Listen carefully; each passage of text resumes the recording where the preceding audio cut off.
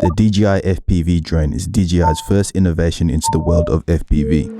With DJI being the leading manufacturer for the drones for the past few years, it only made sense that eventually they would broaden their horizons into FPV. With their first FPV drone, they made great strides into innovating an already immersive experience.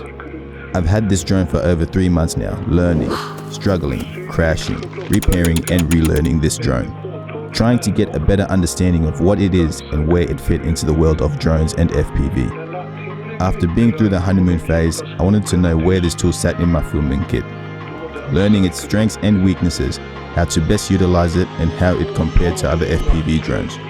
It has been the funnest tool in my kit for sure, and after 3 months, I believe I have finally figured out what this drone is.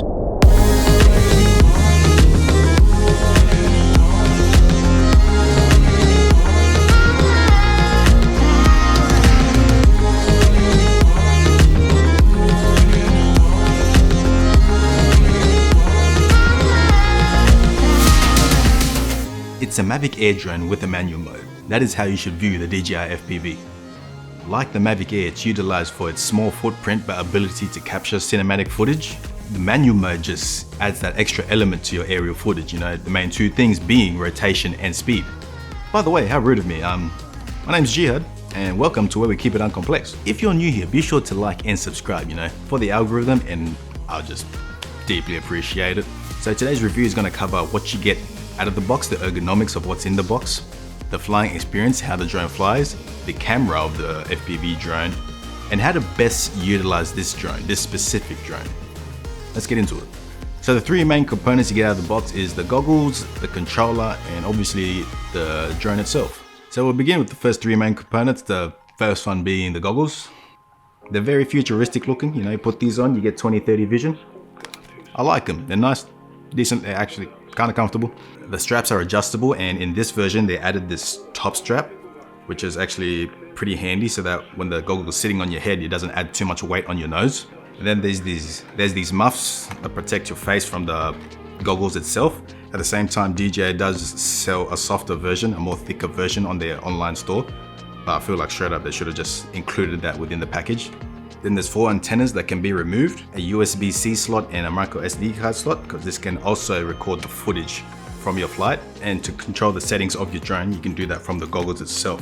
So on top here, there's a little dial that allows you to scroll through the menu, and then a back button and a record button for when you want to record the footage you're seeing from inside the goggles. There's also a micro SD card slot and a USB-C slot, and then a charging port to charge the headset itself. The goggles has its own power source. From my experience, that battery life lasts for about 4 to 5 runs, which is actually a pretty good amount. And then from there we get the controller. Pretty small, relatively light, and actually quite compactable. Like the antenna tucks down like this, and then you have the thumbsticks, which are sequestered into these little slots on the side of the handles, so you can take them out and screw them into where they're supposed to be. Very long battery life. Like, I don't really have any complaints about this remote. It feels comfortable in my hands the way I fly it, using my thumbs. It just feels like a normal controller, really. They're almost kind of the same size. This one's just a little bit bigger. Kind of reminds me of a N64 controller, just without the middle handle. It's funny because I actually never used an N64 before. PS1 for life, baby. Started on the PS1. But yeah, so this is very comfortable to me when flying with thumbs. I tried flying fingers. I don't know, I feel like when flying with fingers, the controller is not big enough for my palms to rest on, if that makes sense. But I feel like with the addition of the lanyard, it helps a little bit, just a little bit. Then again, I'm not practiced on using fingers, so I'm not entirely sure how you're supposed to fly using fingers. That was just my observation. But yeah, great remote. The range is 10 kilometers, and I'd say that's close to true. Like, as long as you're maintaining direct line of sight, the drone will travel pretty far. But at the same time, you don't want to take it too far before the battery runs out. But the battery life of the drone is actually a good amount compared to the normal FPV drones. And then finally, the drone itself. It's definitely a unique design, very consumer friendly. Personally, I like it. Looks like something that's just straight out of the future, to be honest. And everybody has mixed feelings about it, which is fair enough, to each their own. But just from the shape alone, you already know that DJI did not create this drone with the intention of being your standard drone, and it's not your standard drone. It's a hard plastic design, so it can take on minor crashes, but I wouldn't be as comfortable doing daring maneuvers with this drone as I would with like the standard carbon fiber type of drones. Plastic propellers, and what makes this interesting is actually the landing gear. We have these legs here at the front of the front propellers that act as the landing gear, and they're rubber tips. They've got rubber feet, and at the back end of the landing gear is actually the battery itself, which has also these rubber ends. From that design alone, you need to approach taking off and landing differently as well. Like with the standard FPV drone, in order to land, you'd shut off the motors, how do you say it? The motors, I feel like I'm saying it wrong. The motors, when you're close to the ground, you just shut them off and it'll just drop onto the ground relatively safely. But the DJI FPV doesn't really land that way. It can, but I feel like the body itself is not made to withstand like shock impact. Landing the DJI FPV drone in that manner would actually damage the landing gear. So personally, what I do is when I'm taking off, I take off in normal mode. And when I'm landing it, I'll actually catch it in normal mode as well. Just let it land into my hand while I hold onto the battery. Because the last time I tried to take off in manual mode, I actually damaged the drone itself and the GoPro that I was mounted on top, you know, just stupid. So out of the box, the drone has the ability to fly like any of DJI's previous drones. So like, if you've had history with the Phantom, the Mavic, or the Air series drones, now the only difference being is that you'll be in that first person view, and you'll notice that you have that a little bit more spring in your flight, you know? You'll notice you have way more juice than any other DJI drone before. Yo. It has front and bottom sensors to aid you within those parameters, so if you're flying in normal or sports mode, it will slow down if you're gonna come into an oncoming object. I'm pretty sure it will slow down, but it won't move out of the way. But you will have time to do evasive maneuvers if need be. And also those two modes, normal and sport modes, if you want, those can be your go-to modes for whenever you're flying the FPV drone. They're both very fun, and they still will give you those type of dynamic flying movements in your footage. There is no need to go into manual mode. But speaking of that last mode, manual mode, before you enter that 100%, you need to go into the simulator first. And the DJI FPV does come with the simulator, and it does take you step by step on the main controls of flying in manual mode.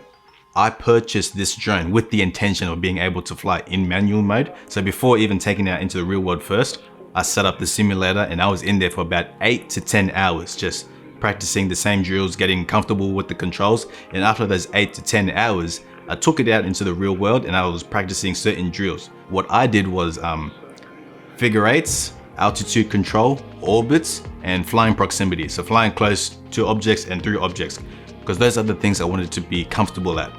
It's not something you have to do, it's the thing I chose to do, because I wanted to consolidate those flying practices for the long run. And from there, this is important, I attempted more acrobatic flying, so like doing more strenuous tasks with the drone. So like going upside down, flips, rolls, and the like. And what I quickly noticed is that this drone it's not meant for that type of flying.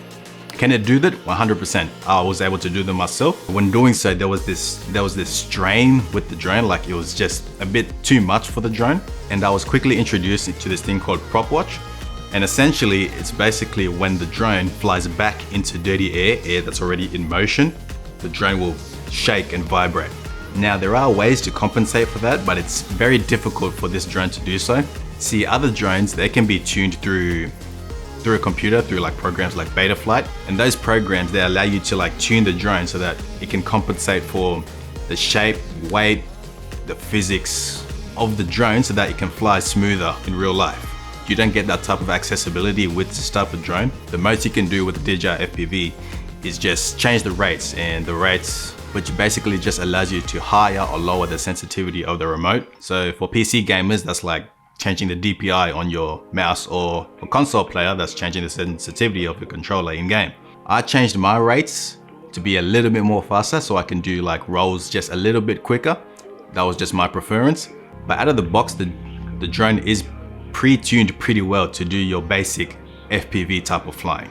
But for acrobatic flying, not so much. So after flying for a couple months now I know not to do like very hard maneuvers at high speeds to avoid prop watch, and I also learned that this is pretty much not an acrobatic drone. And now we're going to talk about the camera. And here's the thing about the camera. It is immediately compared to the GoPro, which is understandable. I mean, every other skeletal FPV type of drone, they use a GoPro as their main camera. But for a second, just disregard the GoPro, just chuck it out the window, you know, it should survive, it's rugged. The in-house camera is actually, it's pretty good. My only gripe is that the noise in the image, it's pretty apparent, like not to the untrained eye, but to me, I can see it. Like anything over 100 ISO, it's easily detectable, but it can be overlooked, pun intended. And the focal length of the camera, it's wide, it's pretty wide, 150 degrees to be exact. But in 4K 60, it's 142 degrees. And that is more than enough for me when flying. I fly in a 16:9 aspect ratio, which is more than enough for me. And I don't know, I feel like I'm not missing anything in that ratio. And if I wanted to, I could change the aspect ratio to 4:3, so I have that bigger view. Flying 16:9 just makes me feel like I'm flying more closer to the ground. So in that way, I'm a bit more wary of how close I am to the ground. Could it be wider? Well, 100%. The GoPro does 170 degrees, which indisputably looks way better. You know, it gives you that nice action cam type of look, nice wide view, and just feels more immersive when you're viewing the footage. But 150 degrees on the in-house camera is still pretty good for DJI's first FPV drone. And the image quality itself, like especially in the goggles, what you're seeing when flying, I'm pretty sure no one's complained about how good of a system that is. And then we move on to frame rates, another hot topic for the FPV drone. It is stuck at 4K 60, which is a bummer, especially if you're not gonna slow down your footage afterwards, because then it's just a waste of space in your disk, in your SD card. So DJI really does need to implement 4K 30 or 4K 24 into their frame rates. But at the same time, if you're not utilizing an ND filter and the right camera settings, then there's no point shooting 4K 24. A lot of people overlook that, and it's what makes those frame rates look good, using an ND filter and the right camera settings, the right shutter speed. So just keep that in mind when you're flying the drone. But yeah, the image quality itself of 4K 60, especially when you slow it down, looks great. And DJI uses their Rocksteady system to stabilize the footage, and it works well. Flying smooth will take out all the micro jitters pretty much, all the micro jitters and shakes. But it's just those drastic turns that Rocksteady has a hard time compensating for that. It struggles a little bit, but still usable. And then the one thing that this drone has over every other FPV drone is its one-axis gimbal. Being able to change the viewing angle without physically touching the drone is definitely a big win for DJI. And I personally use it all the time. So when I'm flying like a bit more slow paced, a bit more proximity flying, close to objects, I'll go from 0 to 15 degrees viewing angle, and that would just make my flight a lot more slower. And then more for my cinematic runs, when I'm gonna go a little bit faster, I'll bump it up to 15 to 20 degrees. That way I just have more speed when I'm flying and it looks good passing objects. I'll bump it up to 45 degrees and then I am just hauling, like that drone zips. Definitely DJI's fastest drone ever. But I would never dare to actually use that close to the ground. I'll definitely hit something and destroy the drone and waste a lot of money. Like the one-axis gimbal is definitely a versatile feature, and I'm very happy DJI implemented this into their first FPV drone. Whew, okay. That was my portion done. That was a lot of talking for me. You're up. I'm gonna go have a shower or something. See you guys. Well, I guess he's gone. I don't know where he went.